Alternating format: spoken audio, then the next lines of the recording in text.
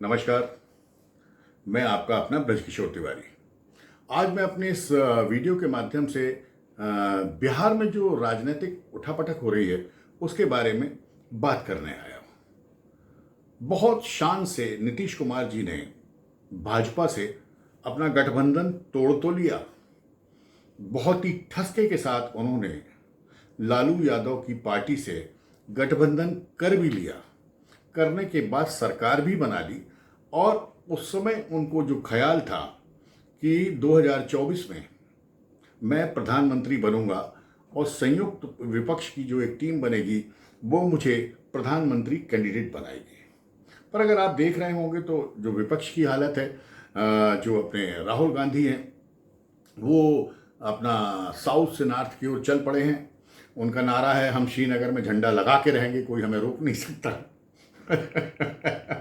ये उस समय वो बोल रहे हैं जब 370 हट गया है और श्रीनगर में गली गली घर घर में झंडे लगे हुए हैं, तिरंगे लगे हुए हैं। तो वो ये ऐसा बता रहे हैं जैसे कि बहुत बड़ा क्रांतिकारी कदम उठा रहे हैं।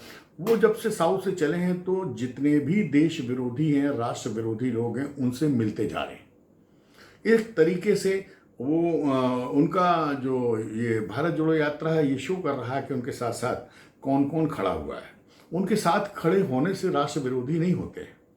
जो राष्ट्र विरोधी हैं वो उनके साथ खड़े हैं, ये एक समस्या है। चलिए, एक तो वो राहुल गांधी, टीआरएस साहब का आपको मालूम है, ममता चुप जरूर बैठी है पर वो जानती है कि 2024 में सबसे ज़्यादा चें चें चें चें चें वही करेगी कि हमको प्रधानमंत्री बनना है।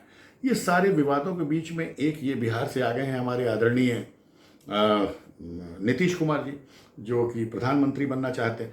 अब साहब इन्होंने लालू जैसे खतरनाक आपराधिक पृष्ठभूमि वाले पारिवारिक सदस्यों को ये तो वादा कर दिया कि वो बिहार की राजनीति छोड़कर केंद्र में चले जाएंगे और लालू प्रसाद के छोटे लड़के को वो पूरी सत्ता सौंप देंगे और उसको मुख्यमंत्री बना देंगे, जिसका उन्होंने आज टेलीविजन पे फिर से उसको रिपीट किया।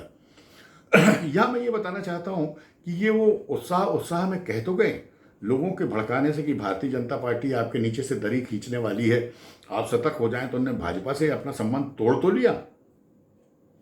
पर आज वो शायद पछता रहे हैं क्योंकि जो विपक्षी हैं वो कभी भी एकजुट नहीं हो सकते, ये उनको अब दिखने लगा है। कोशिश उनकी जा रही है, एक अलग बात है, पर लालू प्रसाद उनके पीछे पड़े हुए हैं। भाई साहब की किडनी खराब थी, बिटिया की किडनी लगा के स्वस्थ होकर वापस आ रहे हैं कि भाई मेरे लड़के को मुख्यमंत्री बनाओ। अब ये समझ लीजिए कि उनके हाथ से स्टेट की भी सरकार गई और केंद्र की क्या होगी वो तो भविष्य तय करेगा। वैसे आम जनता जानती है कि ये ना कभी एकजुट हुए हैं ना ये एकजुट होंगे, और नीतीश कुमार के झंडे के नीचे तो सारा विपक्ष एक होने वाला नहीं।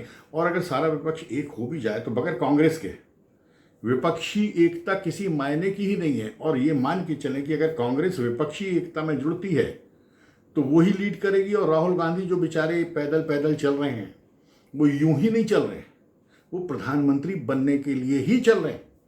मैंने अपने एक वीडियो में आपको पहले भी बताया था कि ये जो यात्रा है ये सारे राष्ट्र विरोधियों को एकत्र करने की यात्रा है, भारत जोड़ने की नहीं, भारत विरोधियों को जोड़ने की यात्रा है। और इस तरीके से 2024 के पहले अंतर्राष्ट्रीय स्तर पर कोई ना कोई ऐसा प्रोपेगेंडा, षड्यंत्र या कुछ ना कुछ हंगामा किया जाएगा मोदी के खिलाफ ताकि देश अस्थिर हो सके। चलिए, ये बात तो हुई हमारी राष्ट्रीय स्तर पर, और हमारे जो आदरणीय नीतीश कुमार जी हैं वो प्रधानमंत्री के जो सपने देख रहे हैं उनका क्या होगा। आज मैं आपको ये बता दूं कि आज नीतीश कुमार की ही पार्टी के एक दो नेताओं ने टेलीविजन पर खुलेआम ये कहा है कि जब नीतीश कुमार जी ने कहा कि भाई मैंने उनने अपने विचार रखे कि हो सकता है कि ये दोनों पार्टियां एक हो जाएं, मतलब ये संभावनाएं लगाई जा रही हैं कि नीतीश कुमार की पार्टी और लालू की पार्टी दोनों मर्ज हो जाएंगी और एक पार्टी बन जाएंगी और उस तरीके से बिहार में ये अपना राज्य चलाएंगे। पर जो नीतीश कुमार जी की पार्टी के लोग हैं वही नीतीश कुमार जी के विचार से सहमत नहीं है। वो कहते हैं कि अगर हमारी पार्टी जाके लालू की पार्टी से मिली तो ये हमारी पार्टी के नेताओं के लिए आत्मघाती कदम होगा, आत्महत्या के समान होगा।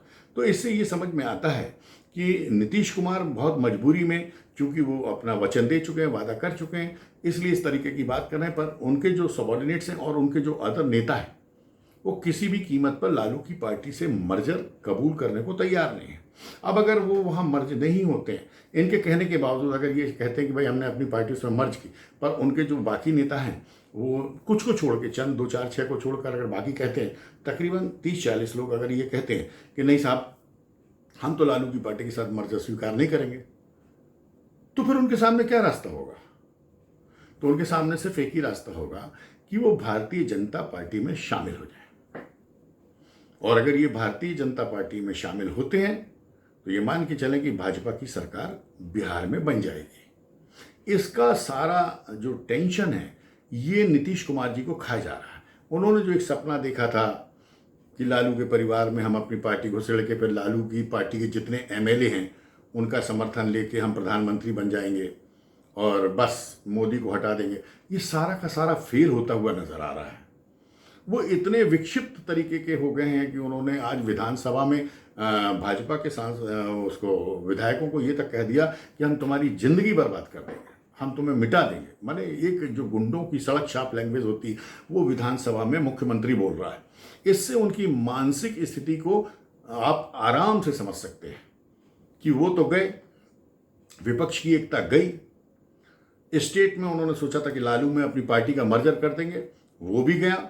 और अगर मर्ज की तो उनके पार्टी के लोग उनकी ही दुश्मन पार्टी भारतीय जनता पार्टी से मिल जाएंगे, और अगर मिल जाएंगे तो भाजपा की सरकार आ जाएगी। भाजपा की सरकार आएगी तो फिर इनका क्या हाल होगा, लालू का क्या हाल होगा, और फिर इनका जो सबसे बड़ा सपना है कि हम 2024 में प्रधानमंत्री बनेंगे, उसका क्या होगा। तो मुझे लगता है कि इन्होंने अपने सलाहकार की गलत सलाह मानकर जबरदस्ती भारतीय जनता पार्टी से अपना गठजोड़ तोड़कर अपनी टांगें तोड़ ली।